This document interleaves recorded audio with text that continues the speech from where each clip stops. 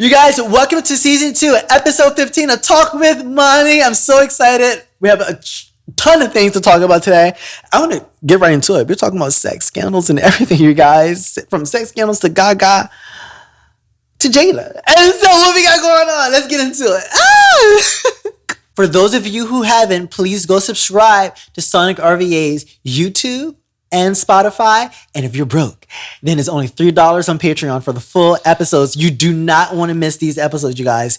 We work very hard. We're on episode 15 and it's season 2 and we have so much more for you. You guys, 101 is out right now on all platforms. You can go get it on Spotify, Desert, Apple Music, Pandora, whatever. Go get it.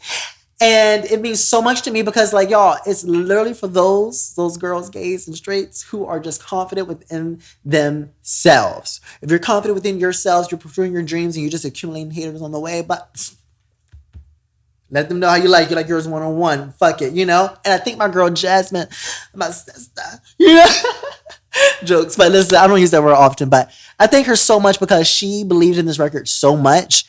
And I'm just so happy to have her part of this. And that's my girl. Go stream our song, y'all. Connect to your audience. I think that one of the biggest things that I see right now is also a pet peeve of mine. And you can take this if you're in creative or you're an artist, take this how you want. But you guys, a lot of artists a lot of artists struggle because they feel as though they have to befriend everybody or they have to promote to other artists. Or, you know, when I first started, I started going to open mics, you know, those showcases and things like that. And you'll meet a lot of artists. And typically the way it goes is like, as an artist, if you're a new one, your beginning fan base will be other artists. But there has to be a point where you grow outside of that. And like we talked about last episode, we talked about growth.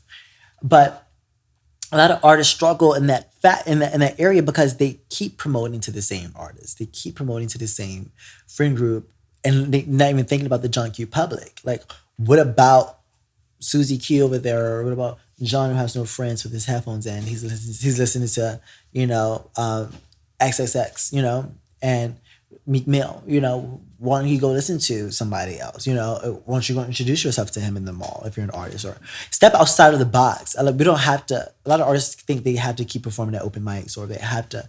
That's the only one avenue, you know, or they have to you have to like me in order for you to stream my music. Honestly, the way I look at it is you don't even have to like me. I mean, I don't need you to be my friend.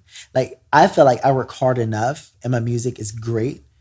And my music is substantial enough that I need to come closer, y'all. I feel like my music is good enough and it's substantial enough that I don't need to be your friend in order for you to like my work. You know, my job is to be an artist and to entertain the world.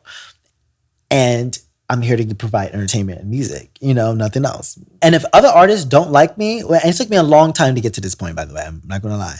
If other artists don't like me, but the public likes me, I'm good. I'm Gucci. Because I don't need the public. I don't need other artists like me. There aren't consumers anyway. And I said this last episode, the way it always starts, y'all, is with other artists. And this is just me talking to artist, creative to creative. It starts off as, you know, they're inspired. They admire, they inspired, and then they envy. And it's like, I'm good at all that. If other artists are your only fans, then you're in a bad place. And if you're constantly trying to get other artists to fuck with you, you're in a bad place. Because they're not going to do that. You know, they'll probably steal from you. They'll probably take your ideas. They'll probably try to swindle you for your fan base or envy you and speak bad on your name and try to sabotage you. But they ain't going to buy your merch. They're not doing that. They're not paying for tickets. They're not doing that. They'll probably finesse you, try to get you to pay $400 for a feature because they're working at 7-Eleven and need their rent paid for the month. But other than that, because y'all be finessing. This is a different tangent, but y'all be finessing with the features. So y'all be trying to charge $300 for a feature. Y'all only had 30 listeners on Spotify. How does that even correlate? Like, what the fuck? Anyway, you guys, let's not promote to other artists. Let's promote to the public artists. Let's promote to the public. Let's promote to the public. Let's promote to the public. Because those are going to be people that push us help us with our growth. Like, when I try to connect to the John Q public, honestly, what goes through my mind is like, honestly, I don't give a fuck. I know I have to have that I don't give a fuck approach, you know, in order for me to, one, be brave enough to talk about my music, you know, because I'm a pop artist. This the city that I live in is predominantly caters toward like hip hop, you know, and so I'm not that, you know. And I walk up to somebody who loves hip hop, don't really necessarily listen to pop. I have to be bold, I have to be brave, I have to be different, and I have to be confident in the product that I'm selling them. Because if I'm confident in it, then they'll be confident to hear it. But if I'm all fragile and weak and shy, it's like, you know, nobody has time for that. Nobody gonna listen to a weak, fragile, shy ass bitch. You know what I'm saying? They don't know. And I try to find people who wants to listen to the stuff that I make. You know what I'm saying? So like, and at this point, like I have a lot of people that run up to me when I'm going inside of 7-Elevens. Oh, Monty, bitch, you sing big. I'm like, oh yeah, darling. You know, or going to the Kroger, they're doing my choreography. I go to the club, they pointed me out. I'm at the beachfront I'm at the pool front, whatever, with the people, you know, my friends. People run over to me. And I start having a visual of who these people are that are attracted to me. And I try to be more conscious and aware of that. But in that, I'm not thinking about other artists. And low key, by me not thinking of y'all, I do be kind of running over top of y'all. But it's subconsciously. It's not conscious. It's not intentional. But I don't think about y'all. Your first step, if you're struggling to do that, is be around people that naturally do it. And you always want to surround yourself with people that are doing something that you want to do. And a lot of the times I see a lot of artists, because I have a lot of peers and acquaintances in the game, they hang around each other. And most of them are on the same level or beneath each other. That's not going to grow us, you know? We need to be around people that are going to challenge us, have those conversations. And for me, I'm a visual person. So if I see somebody that's doing or interacting with somebody the way that I want to interact with them, I'm a good replicator. And I'm going to replicate that. And I'm going to do that on my own. And I'm going to practice it while I'm at work, while I'm with my own personal friends. I'm going to practice that, what I saw, so that when I go out to anywhere, I'm able to advocate and promote myself. Also, if I'm just sitting at the beach, if I'm just sitting at the pool with you and we're smoking a blunt, to y'all are just smoking a blunt. Me, I'm still in promoting mode. You know, I'm always promoting myself. I'm a full-time pop artist. I don't take it on and off. And I literally make what I want to hear. Like, I literally take the time to write and make what I want to hear. And I write what I want to feel like as well. And so, like, I listen to myself all day because what I want to say. It's really how I want to feel. It's so amazing to me. I don't know how I do it, but every song that I've ever written is how I really, really, really, really want to feel.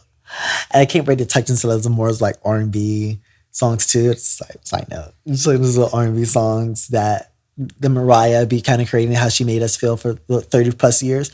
I would like to create those type of vibes, but that's neither here nor there right now.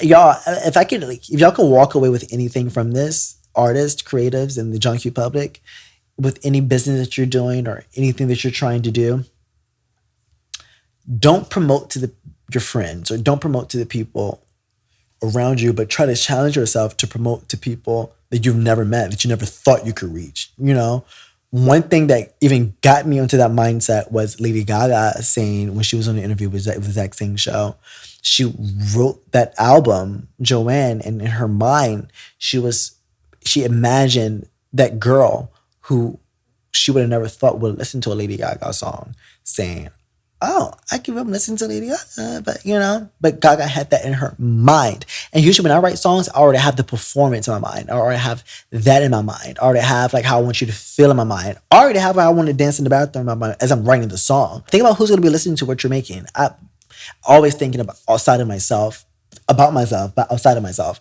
when I'm creating. So that's why creating for me is a whole thing. I come out, it's a lab. It's genuinely a lab, y'all. It's a lab. And I love going into that lab and coming out with a body of work. It's amazing. I don't know how I do it. I guess I am a creator. But we all are creators, because we've been created by the creator. And so, God created us in his image and likeness. So he created the stars, the moons, the birds, the trees, and he gave us that same ability to create our future, to create our art, to create things that we want, you guys. So let's not take that for granted. All right, you guys, and that wrap up episode 15, season 2 of Talk with Money. I'm so excited, and I hope that you guys enjoyed this. I hope you guys took inspiration from this and a little bit of wisdom. But I hope I made you smile. So y'all have a good day. Bye. See y'all next episode.